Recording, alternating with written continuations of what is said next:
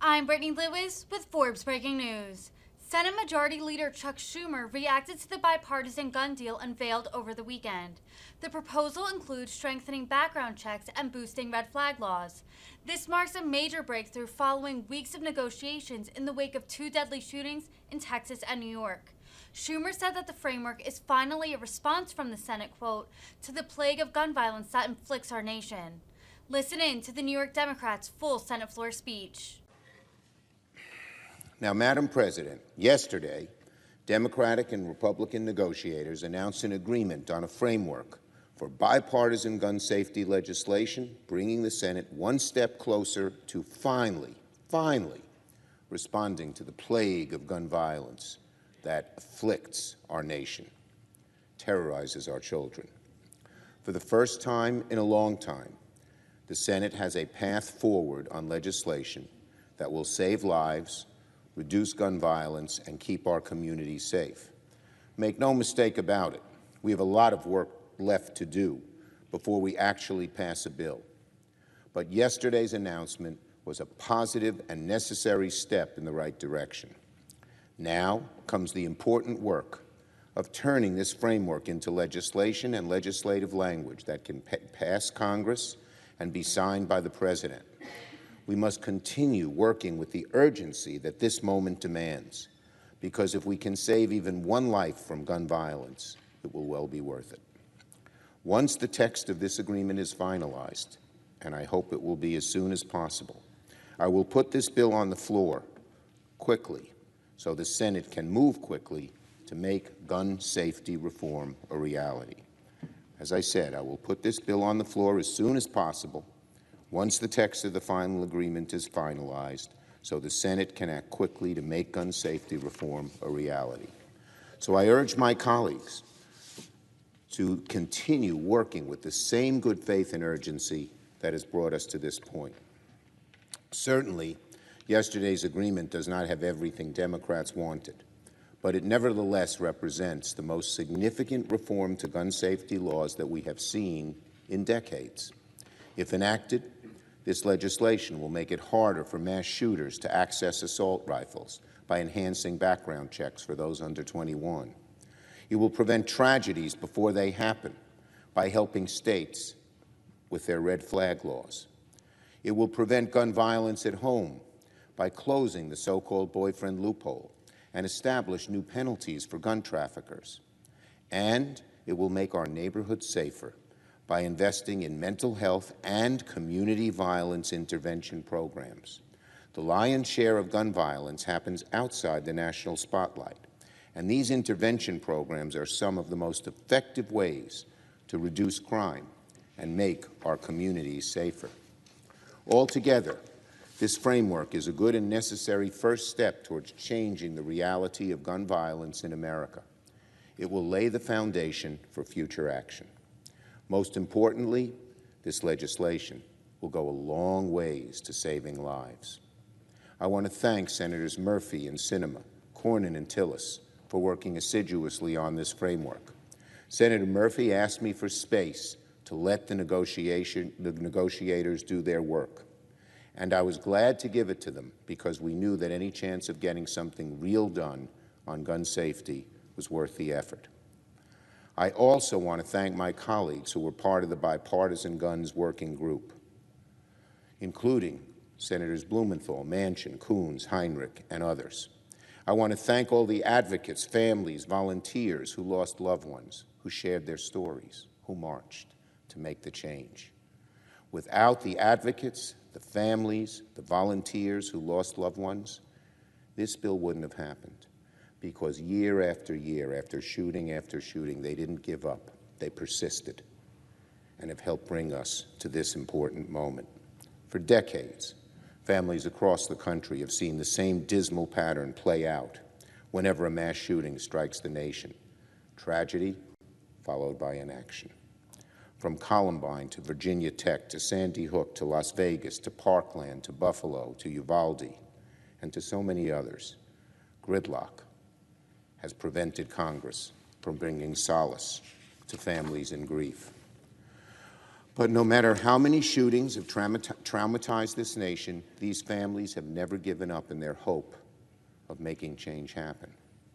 Rather than curse the darkness, these families have responded to tragedy by lighting candles. They have shared their stories, they have marched for change, and they have done everything in their power to make sure no other parent, spouse, or sibling has to suffer the pain they have felt and live with every day. The same goes true for all the advocates and the so many groups who have worked on gun safety. Many members of these groups are survivors of gun violence. I have a person on my staff who's a survivor of Aurora. And they have all worked tirelessly for years to enact common sense gun safety laws. Despite decades of frustrating gridlock, I hope that yesterday's announcement brings some sense of accomplishment to these grieving families and to all of those who have marched and protested and written letters and tweeted, because it's thanks to them we are at the threshold of progress. Madam President, nearly 30 years ago, I was the author of the Brady background checks bill, and that was the last time Congress took meaningful action to address gun violence. It was a different era back then, but the lesson of that experience remains relevant today.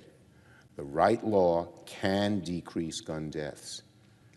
I believe that there are tens of thousands of people alive today because the Brady Law was passed in 1994. They don't know who they are. We don't know who they are.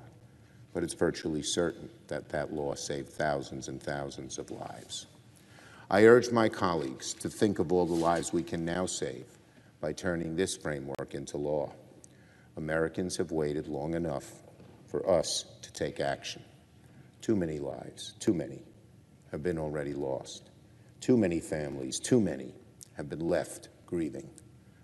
While we can't undo the tragedies of the past, we can act now to make them less likely in the future.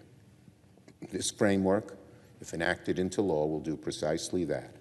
And I urge all of us to continue working to pass gun safety legislation soon.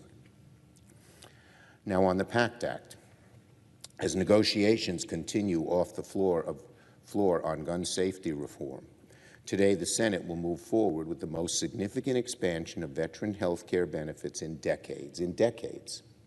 In a few hours, the Senate will vote on cloture on the substitute amendment for the PACT Act, which Chairman Tester and Ranking Member Moran have been working on for months. It's my hope that we can finally pass this legislation in the next few days, well before the week is out. The changes outlined by the PACT Act are long overdue. It would make sure any veteran suffering from toxic exposure in the line of duty could get the VA benefits they deserve.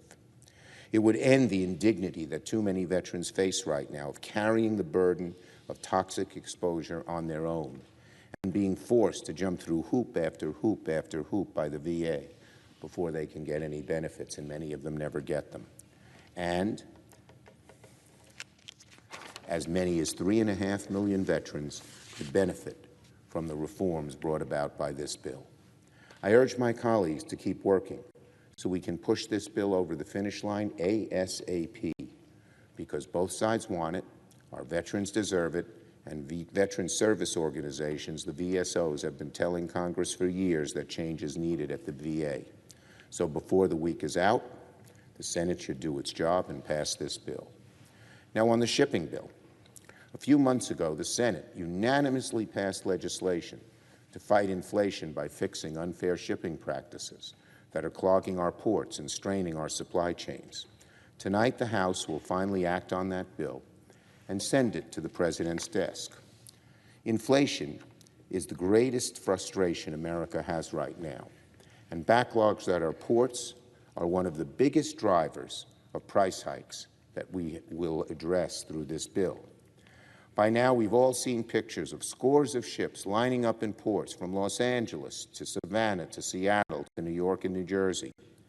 These backlogs have not only caused great harm for American exporters trying to send their products out into the world, they have also skyrocketed the price of goods coming into this country.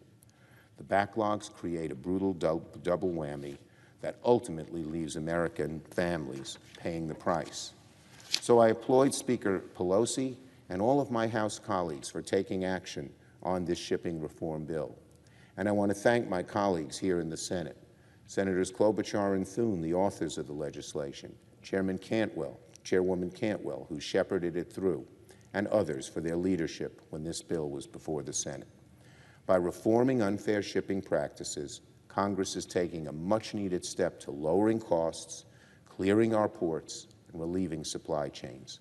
I thank all of my colleagues for a job well done.